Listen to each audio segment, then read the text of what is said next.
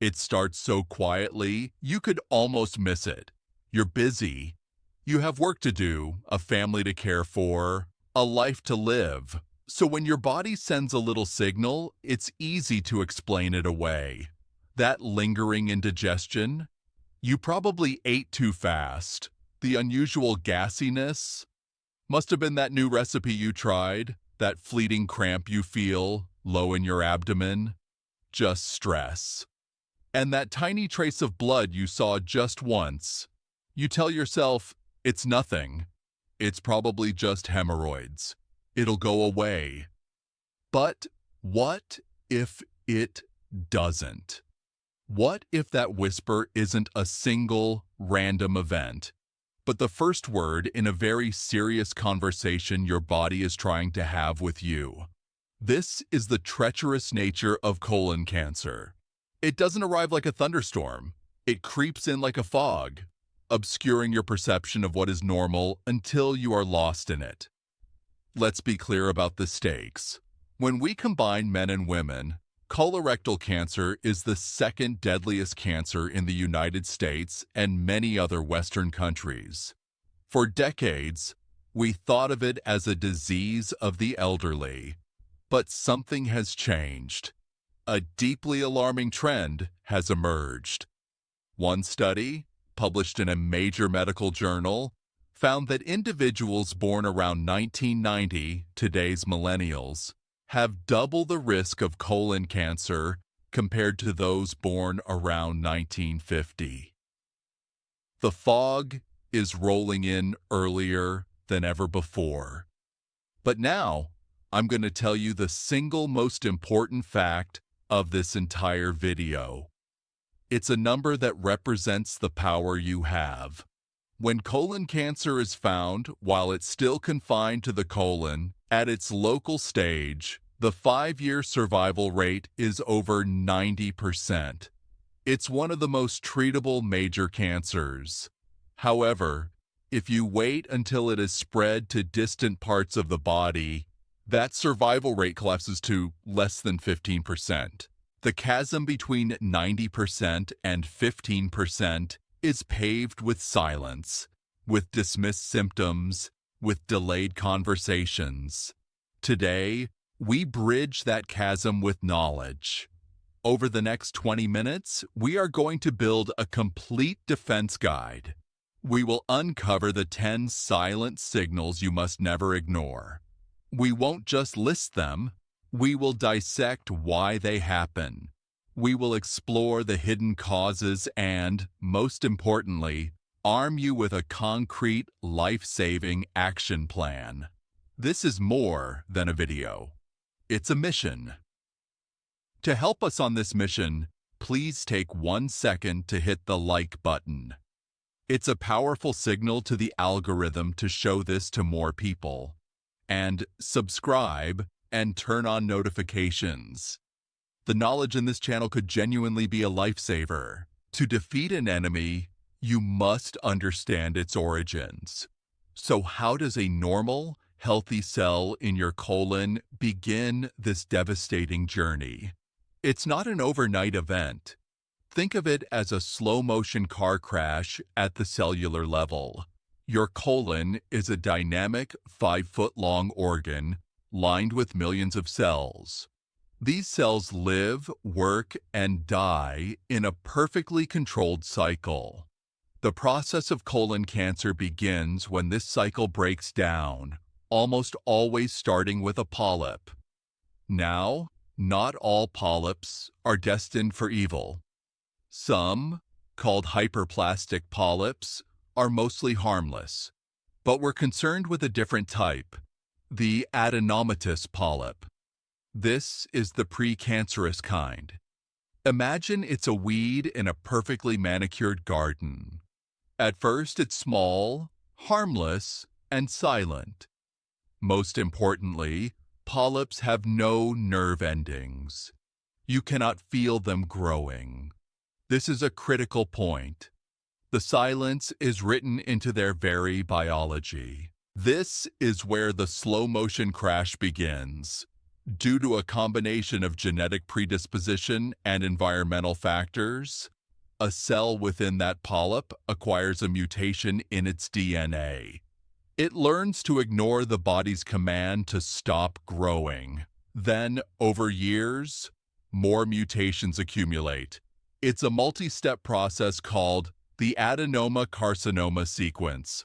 The cell's brakes, tumor suppressor genes, get cut, and its accelerator, oncogenes, get stuck to the floor.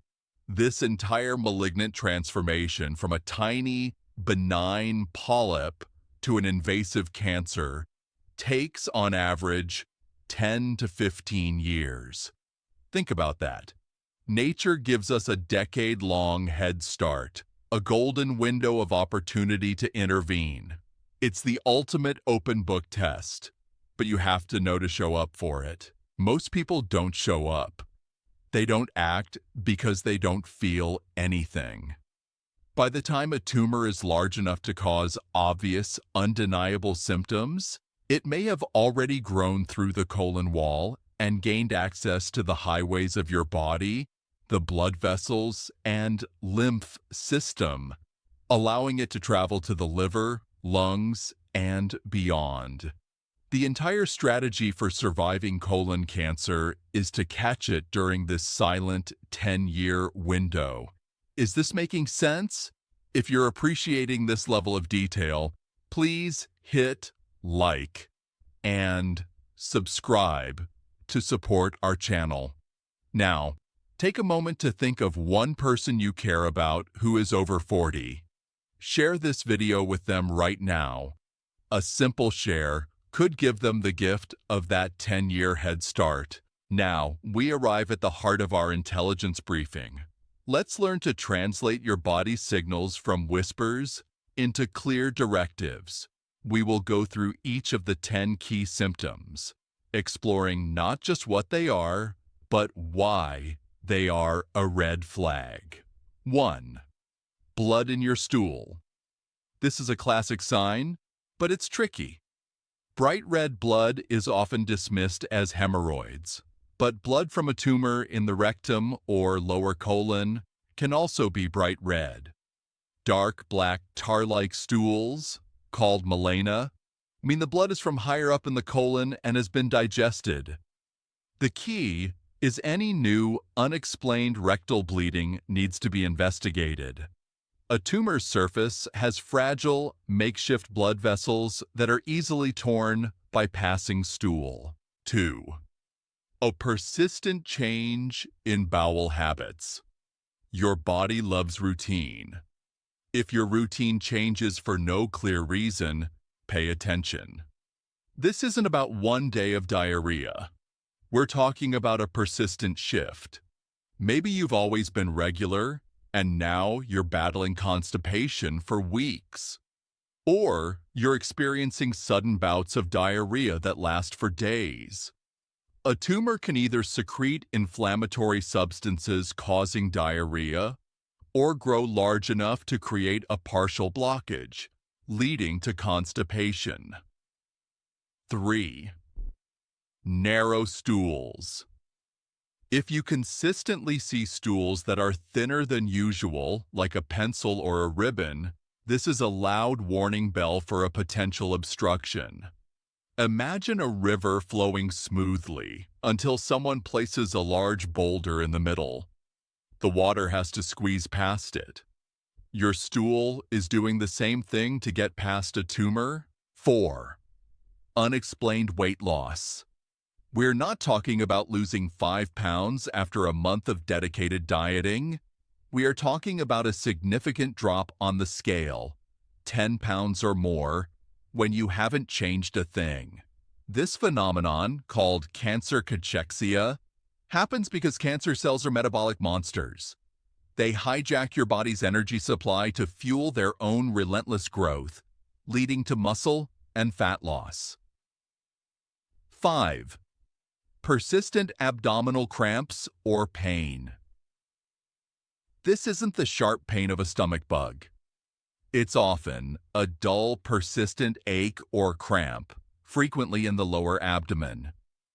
It can be caused by the intestine working overtime, contracting forcefully to push stool and gas past a partial blockage created by the tumor. 6.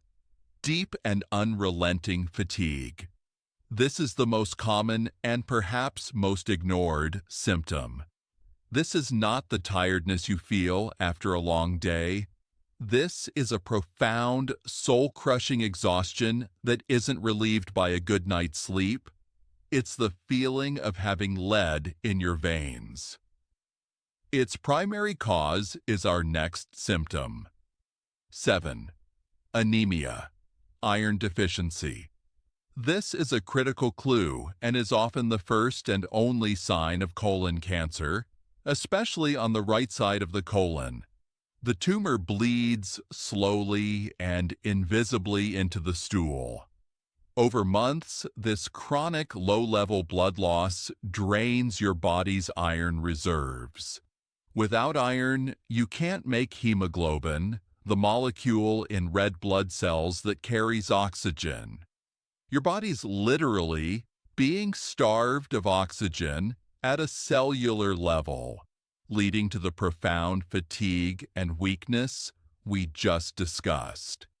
If a doctor tells you that you have unexplained iron deficiency anemia, your very next question should be, could this be from my colon? 8. The feeling of incomplete evacuation, tenesmus. This is a very specific and frustrating sensation. You feel an urgent need to have a bowel movement. You go to the bathroom, you strain, but very little comes out. And as soon as you're done, you feel like you need to go again.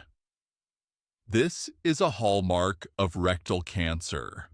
The tumor in the rectum takes up space, tricking the surrounding nerves into constantly signaling that the bowel is full, even when it's empty. 9. New urgency or frequency, especially at night. Suddenly needing to rush to the bathroom or being woken from sleep with the need to have a bowel movement is a significant change. It's often tied to the irritation and nerve signals caused by a tumor in the rectum. 10. Persistent bloating or a feeling of fullness. We all get bloated. But if you have a persistent feeling of being full or bloated in your abdomen that doesn't go away, and it's a new pattern for you, it warrants attention. It could be a sign that a tumor is interfering with digestion or causing a partial blockage. Hearing these details can be confronting, but knowledge is power. If this breakdown is helping you connect the dots, please hit like and subscribe. This feedback fuels our mission. And right now, share this video with your family group chat or a close friend. Start a conversation that matters. So, why does one person get colon cancer and another doesn't? It's a complex dance between genetics, environment, and lifestyle. Let's break down the risk factors, not to assign blame, but to identify where you can build your strongest defenses. The big 3 lifestyle factors. 1. Diet. What you eat matters immensely. Red and processed meats. A high intake of beef, pork, and lamb, and especially processed meats like bacon, hot dogs, and deli meats, is a major risk factor. It's believed that heme iron in red meat can trigger processes that damage the colon lining, while nitrates used in processing can form cancer-causing compounds. Low fiber intake. Fiber is your colon's best friend. It feeds good gut bacteria that produce protective substances like butyrate. It also adds bulk to stool, diluting carcinogens and speeding their exit from your body. A low-fiber diet does the opposite. 2. Obesity and a sedentary lifestyle. Excess body fat, particularly around the abdomen, is not just passive weight. It's an active metabolic factory that pumps out inflammatory substances and hormones, like insulin and insulin-like growth factor, which can act as fertilizer for cancer cells. Physical activity counteracts this on every level. 3. Smoking and alcohol. Smoking delivers carcinogens throughout your body, including to your colon. Heavy alcohol use is also a well-established risk factor, potentially by interfering with the absorption of protective vitamins and directly damaging colon cells. Other crucial risk factors. Age. Risk begins to climb significantly after age 45. Family history. If a first-degree relative, parent, sibling, child, had colon cancer, your risk can be 2 to 3 times higher. Personal history. Having a history of adenomatous polyps or inflammatory bowel disease, IBD, like Crohn's or ulcerative colitis, puts you in a higher risk category due to chronic inflammation. Type 2. Diabetes. The link is strong. The high insulin levels associated with diabetes can promote tumor growth. Look at this list. While you can't change your age or your genetics, look how much power resides in your daily choices. This isn't a game of chance, it's a game of choices. Feeling empowered to make a change? Let us know by hitting the like button. Subscribe for more content on evidence-based wellness, and share this with a partner or friend you can team up with to make healthy changes together. Accountability is a powerful tool. This is the most critical section. We've defined the threat. Now, let's detail the battle plan. This is how we win. Pillar number 1, screening. This is non-negotiable. Screening is the single most effective way to prevent colon cancer death. The standard recommendation is to begin at age 45 for average-risk individuals. The colonoscopy, the gold standard of prevention. Let's be honest, no one looks forward to the prep. But let's reframe it. It is one day of inconvenience for up to 10 years of peace of mind. The procedure itself is done under sedation. You won't feel or remember it. A flexible scope allows the doctor to see your entire colon, and this is the beautiful part. Remove polyps on the spot. A colonoscopy is not just a test. It is a preventative medical procedure. It removes the cancer before it can even start. At-home stool tests, FIT and DNA tests. These are excellent screening options, especially if you're hesitant about a colonoscopy. They test for hidden blood or abnormal DNA in your stool. They are less invasive, but they are not a replacement. They are detection tests, not prevention tests. If your at-home test is positive, you must follow up with a colonoscopy to find out why. Pillar number 2, the anti-cancer lifestyle. Diet. Aim for 30 grams of fiber a day. Add berries, beans, lentils, broccoli, and whole grains to your meals. Movement. Aim for 150 minutes of moderate activity, like brisk walking, per week. Studies show this can lower your risk by up to 25%. Maintain a healthy weight. Every step you take towards a healthier weight reduces the inflammatory environment in your body. You have the power to slash your risk. You have the power to detect this disease at its 90% survivable stage. Are you ready to take control? Hit the like button as your personal commitment to getting screened or improving your lifestyle. Subscribe to stay accountable. And please share this with one person who you know has been putting off their doctor's visit. Your gentle nudge could be the push they need. We've covered a lot. We've journeyed deep inside the body, decoded the silent signals, and laid out a life-saving action plan. Before you go, I want you to ask yourself a question. Have you been listening to the whispers? Have you been explaining away the signals? You can no longer say you didn't know. You now know what to listen for. You know that pain is a late-stage symptom, and that waiting for it is a gamble you cannot afford to take. You know that the inconvenience of a screening test is insignificant compared to the devastation of an advanced cancer diagnosis. The fear you might feel right now is normal, but let that fear be a catalyst, not a paralytic. Let it transform into action. Your mission is clear. First, be radically honest with yourself. If you've experienced any of these symptoms, your next call is to your doctor. Second, if you are 45 or older or have risk factors, your next call is to schedule your screening. Third, share this knowledge. The power of this message grows exponentially every time it is shared. Your best, healthiest, and most vibrant years are still ahead of you.